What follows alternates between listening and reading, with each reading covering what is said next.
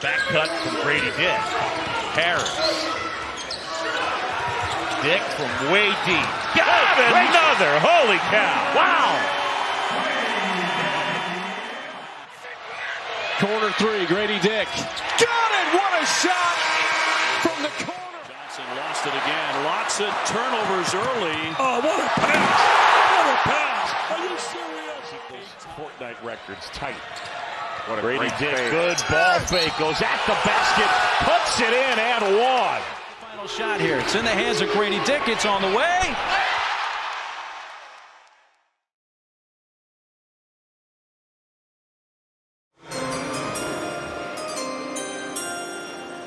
With the 13th pick in the 2023 NBA Draft, the Toronto Raptors select Gradey Dick. Got it. Thank you. Where you got that jacket from, man? What's up? What's up? Everybody is here. We're all here. Up? The whole crowd is here. Hey. Welcome. My guy. What's going on? I'm so excited, man. I cannot tell you, man. Congrats. Congrats. Nothing compared to that. Man, you knew it with the colors and everything. Like, that hat fits you really well. Yes, sir. Hold on 1 second. We got another one for you. One more. Yes, Sirski. Yes, Sirski. What's good, my boy? Gradey Dick was the perfect selection for the Toronto Raptors at number 13 overall in this year's NBA draft. Some people love the pick and some people hate the pick, but I personally believe this was exactly what the Toronto Raptors needed. To really understand why, we need to break down who Gradey Dick is as a player and how he can impact the Toronto Raptors organization. And to do that, we need to go back to the beginning. Gradey's basketball beginning was in high school, like most other American-born basketball players. And he played 2 years at Wichita Collegiate High School, where he averaged 20 points per game and was named the 2019-20 Gatorade Player of the Year. And then for his next and final 2 years of high school, he transferred to Sunrise Christian Academy, where in his senior season, he won the 2021-22 Gatorade National Boys Basketball Player of the Year, was a McDonald's All-American, and represented the United States at the Nike Hoop Summit after averaging 17.9 points per game, shooting 51% from the field and above 46% from three. After that wildly impressive season, Gradey was off to college, where he received a number of offers and scholarships from multiple schools, but ended up committing to Kansas to become a Jayhawk. In 2022-23, in his one and only year at Kansas, Gradey played and started in every game for Kansas, averaging 14 points, 5 rebounds, and 1.5 steals, shooting 44% from the field and 40% from three on about 6 attempts. And that was all while playing 32 minutes per game. And as a 6'7", 6'8", with a 6'8", 6'9" wingspan, he strays away from the conventional mold of a Masai Ujiri draft pick,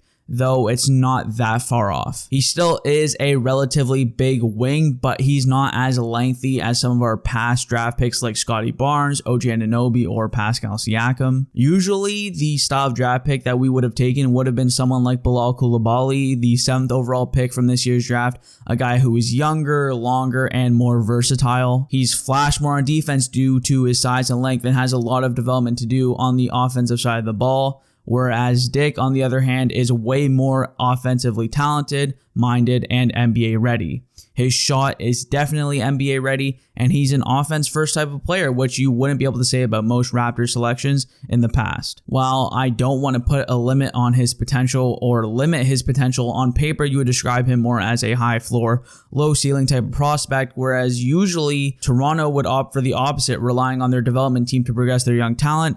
But this is a nice change of pace for the organization. So who is Gradey Dick as a player? How will his game translate to the NBA level? And how will he impact the Toronto Raptors moving forward? Well, people will often limit Gradey to being a shooter, and he is that, an elite shooter, but that's not all he is. It will be the thing that makes or breaks his career, but the reason he went as high as he did is because of everything he can do around the fact that he has lethal range, while being one of, if not the the best shooters coming out of this year's draft process. He's also a fantastic mover and cutter off the ball. He's not a ball stopper, and he has a very high IQ for the game. He's not super athletic or explosive, and his defense is still coming around, but that's not what he's here to do. Not to mention, he's not much of a shot creator, but again, that's just not his game. He works off the ball and uses that to his advantage to create space for himself to get a shot off. But with that all out of the way, we can finally break down Gradey's game and how it will fit within the Raptors lineup, and that all starts with the shooting. And trust me, the Raptors definitely needed shooting. The Raptors ranked third last in three-point percentage in total, shooting just 34% from range, ranking bottom 4 from the corner and bottom 3 from above the break in terms of percentage. OG Anunoby shot 39% from deep, and Gary Trent Jr. shot the 3-ball at a 37% clip. Why is this important? Well, because the league average from 3 this year was 35.3%. which means the only players in the Raptors rotation who shot above average from that range were those two players. Fred VanVleet struggled to make shots this year, and Pascal Siakam has never been a consistently above average three-point shooter in his career, averaging 35% from 3 twice, and that was almost half a decade ago. Essentially, the Raptors struggled to space the floor with any real effectiveness. They just could not make shots from deep, and when you look at the way the roster was constructed, it wasn't that surprising. It just made sense that the team struggled to make shots when you look at the roster construction, which made addressing the shooting on the team probably the biggest need heading into free agency and into this offseason. So the Raptors desperately needed shooting, and that's exactly what they got with Gradey Dick, who again shot at a 40% clip on almost 6 attempts per game. I mean, he will be an NBA player for a long time just because of his shooting, if nothing else. Though he's not just a shooter, I cannot stress that enough. That skill alone will allow him to have a long NBA career and have an immediate path to being part of the Raptors rotation because of his ability to make shots from range. And for him, it all starts with his beautiful stroke. His shooting form is beautiful and, more importantly, efficient. The first thing you notice when you watch him shoot is that his release is quick and high. He gets his shot off in a hurry, and he doesn't dip the ball down before bringing it up over his head to release the ball. There is no wasted movement. Because there is no dip to help generate power, he uses his legs and gets a lot of air underneath him when he's shooting to help him generate that energy to push through the shot. His shot also has a great trajectory, as it is high arcing but not too high to the point where he loses the soft touch at the rim. Combine that with his efficient release and his 6'7", 6'8" size means he shouldn't have too much trouble getting his shot up at the NBA level. His shot is NBA ready. When it comes to the type of three-point shooter he is, or shooter in general, in this case, he's more of a catch and shoot and spot up type of player more than a shot creator.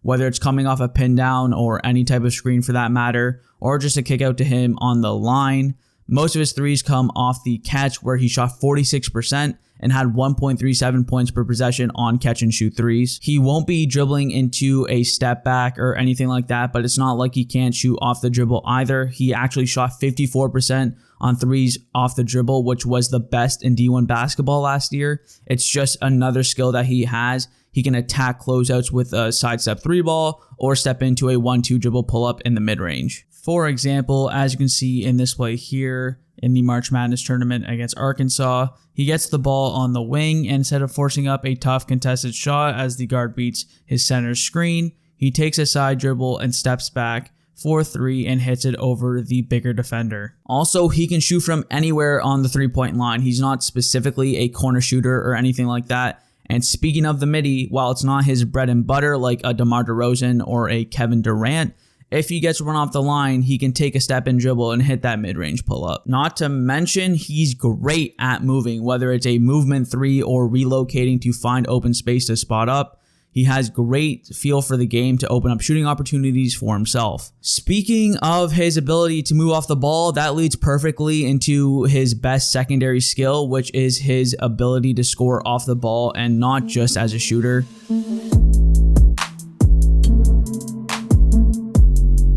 While we already talked about everything he can do shooting off screens or something that I didn't even mention like spotting up off DHOs, he's great at scoring off the ball with backdoor cuts. Due to his elite ability to shoot off the catch, defenders will often play Gradey really tight, which allows him to cut backdoor and finish at the rim. Whether it's a layup, dunk, or alley-oop, he has great timing and feel for when to opt for the backdoor cut instead of continuing his path to the three-point line. So as you can see in this play, it starts already with that elite ball movement where he tries to make a cut towards the bucket, doesn't get the ball, and heads over to the opposite corner to try and get open for his shot.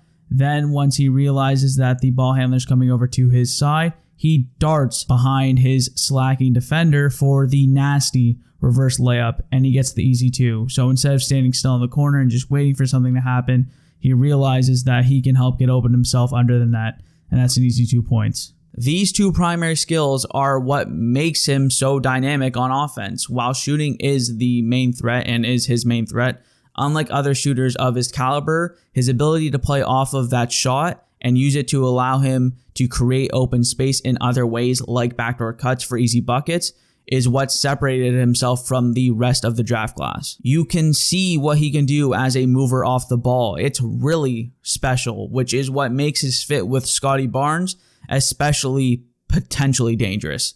Scottie Barnes is an exceptional passer for his position and for his size. His ability to handle the ball and scan the floor for open cutters or shooters might just be his best trait. And when you combine that with Gradey's off-ball movement, it could lead to some really cool offense and creative offense between the two young Raptors. His fit with Scottie Barnes is essentially perfect and something to look forward to this season.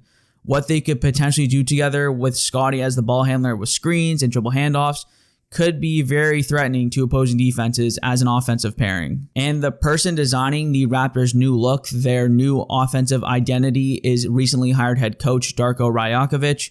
And the way Gradey Dick plays basketball fits exactly what Darko Rajakovic wants to do on offense. While we don't know what offensive sets or plays the Raptors will be running under their new head coach, we do know what he wants to do and the way that he wants to play. While going on his most recent press run after being officially announced as the 10th head coach in Toronto Raptors history, he was asked about what he wants the offense to look like and how he wants it to play. If you have an open shot and you're working on that shot, you have a green light from me to take that shot.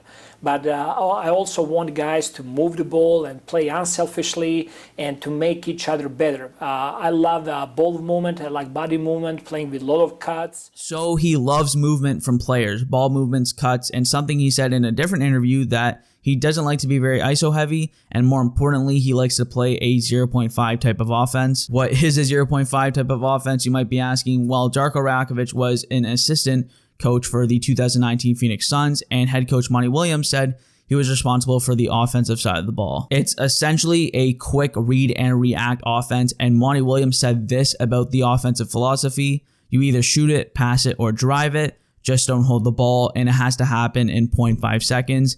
It's the idea that you're not stopping the ball and you make your decision, whatever that is, in an instant. And we've already talked about his ability to move off the ball, whether it's spotting up for a three ball or backcutting a defender for an easy layup at the rim, which all fits in with what Darko wants to do. But Gradey's ability to be a complementary playmaker will fit in perfectly with this style of offense.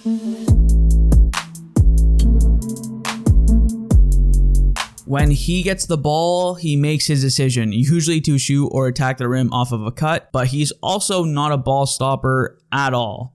Now, to be clear, he won't be the primary initiator or creator out of the pick and roll, but this ability to be a team playmaker, for lack of a better word, will translate so well in this offense. Defenders will often be over-aggressive on Dick because of his shooting ability, which allows him to find guys open off of a screen, or DHO who slip once the ball is in his hands, allowing him to make that extra pass. Or when he decides to drive, which isn't as common, but when he did, he has shown the ability to make impressive cross-court passes due to his height and vision.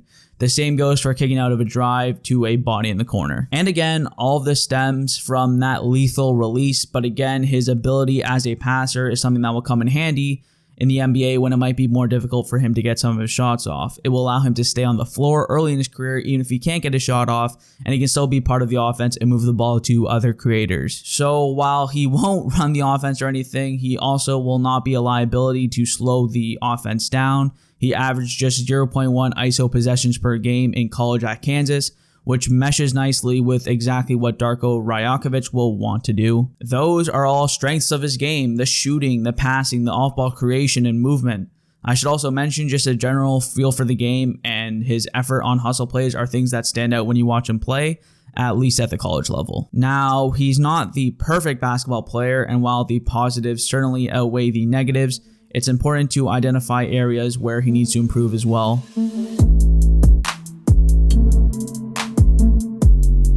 I have already mentioned the fact that he's not much of a shot creator, especially off the dribble because of his lack of crazy athleticism, elite foot speed, and burst, as well as the lack of a really elite and comfortable handle. But again, it makes sense as more of an off-ball catch-and-shoot guy, but this might hold him back when it comes to putting up big offensive numbers in the NBA. Another skill that coincides with the lack of shot creation and athleticism that might not translate as well to the NBA is his interior finishing. His height and his footwork will help him finish at the rim as a sizable wing, but I still think there will need to be some development there to get to the point where he's comfortable attacking downhill. Not to mention he has more of a slender build at just over 200 pounds at around 6'8", which could definitely play a role in his ability to finish at the rim, but will definitely affect his ability to play on the defensive side of the ball. While there is a lot to be desired, it's not all bad. He's pretty sound positionally, and he's very active with his hands and his footwork, like I already mentioned,